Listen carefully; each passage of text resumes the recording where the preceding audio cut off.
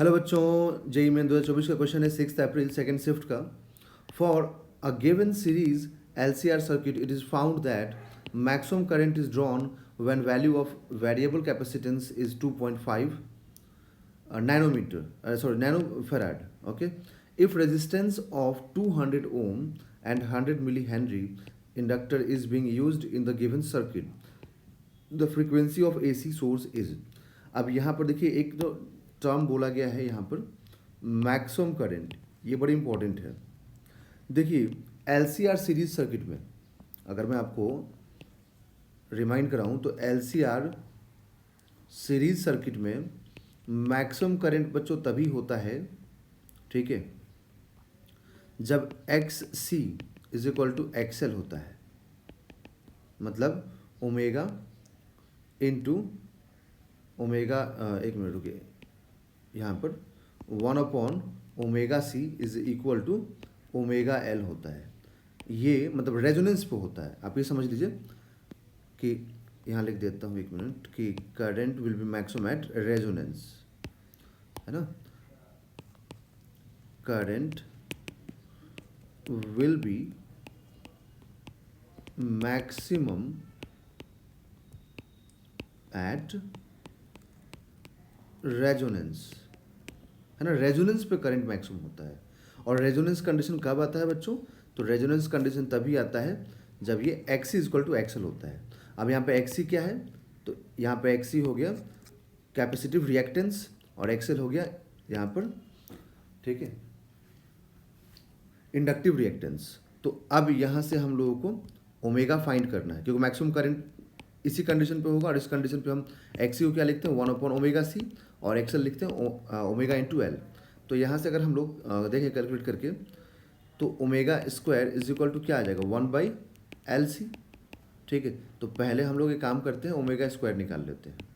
तो एल का वैल्यू दिया हुआ है बच्चों, एल का वैल्यू कितना दिया हुआ है? 100 मिली हेनरी। तो आप यहाँ रख दीजिए 100 मिली हेनरी। कैपेसिटेंस 2.5 इंटू 10⁻⁻⁹, ये गिवन है। तो omega square is equal to, अब 100 इंटू 2.5 कितना हो जाएगा? 250। और ये 10⁻³ - 9, ये ऊपर जाके क्या होगा? 10⁻12।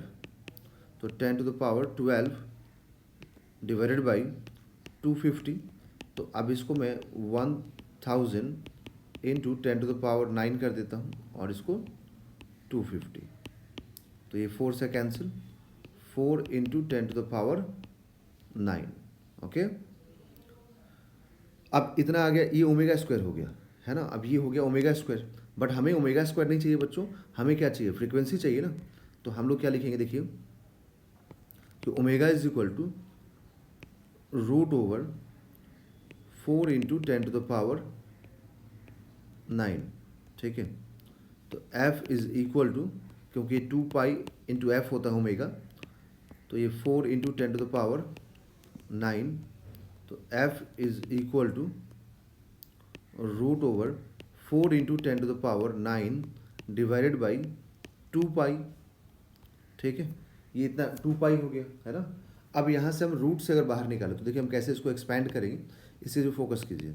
तो ये 2 बाहर कर दें, है ना, 2 को बाहर कर दिया जाए। और यहाँ पर मैं 10 इंटू 10⁸ लिख देता हूँ, और ये 2 हो गया। तो अब उससे क्या होगा कि 10⁸ है ना, ठीक है, वो 10⁻4 बन के बाहर आ जाएगा। और ये पाई 2 से 2 कैंसिल, और ये √10। ओके, तो अब √10 का वैल्यू अगर हम लिखें तो लगभग ये होता है 3.16 के आसपास, है ना। 3.16 के आसपास होता है। और यहाँ पर ये 6 पाई है, तो 3.14।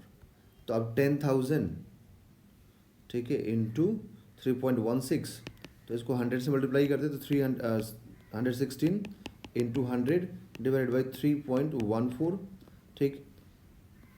एक मिनट रुकिए, इसको मल्टीप्लाई करने से अच्छा है बच्चों यहाँ पर कैंसिल कर देते हैं, सबसे बढ़िया। दोनों को अप्रॉक्स में इसको हम कैंसिल कर देते हैं। तो सीधे सीधे यहाँ से बच्चों आ गया क्या? फ्रीक्वेंसी आ गया 10⁻4 हर्ट्स, ठीक है। इसको कैंसिल कर सकते हैं अप्रॉक्स में, ठीक है। तो 10⁴ हर्ट्ज़ हो गया।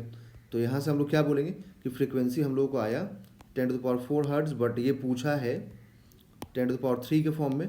तो आप इसको ऐसे लिख सकते हैं कि frequency is equal to 10 into 10⁻³ hertz, ठीक है। तो यहाँ पर हो जाएगा 10 इंटू 10⁻³ हर्ट्ज़। तो ये इधर 10 मल्टीप्लाई करना पड़ेगा, तो इसका आंसर होगा 10, ओके।